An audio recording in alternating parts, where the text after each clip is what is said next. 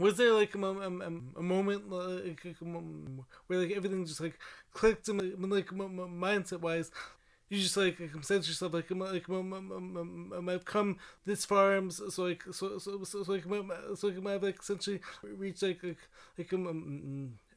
point of like no return, like at this point like I like owe it to myself to actually like finish the job. Hmm. Well, I think what you're describing is like the turnaround moment. Yeah. There was like the rock bottom moment, like where I was like very very chunky, like very very like like the fat cats, like Right. the chunky fat cat.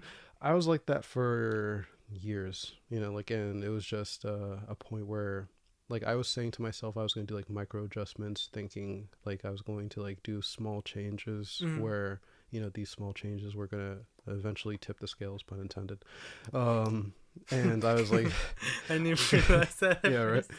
I was at one point I got like those pre-made meals, and then they Mm. come in like a big crate, and then you Right. put it in your freezer, and then you do that. But apparently they're loaded with sodium, so it just doesn't really do anything for you.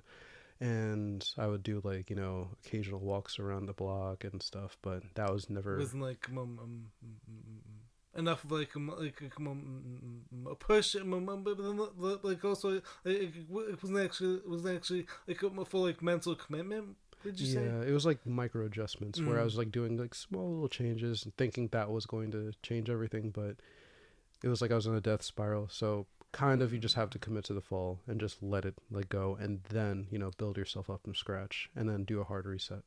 So that's how I took things, and like made drastic changes. Just the way how I was raised, you never throw out food and stuff. So it Mm. took like 3 weeks for me to get rid of all the food, like slowly, meaning eating it, like all the junk food, all the nonsense in my refrigerator, and then afterwards join Lifetime, Syosset, and everything, and started trying to be very intentional.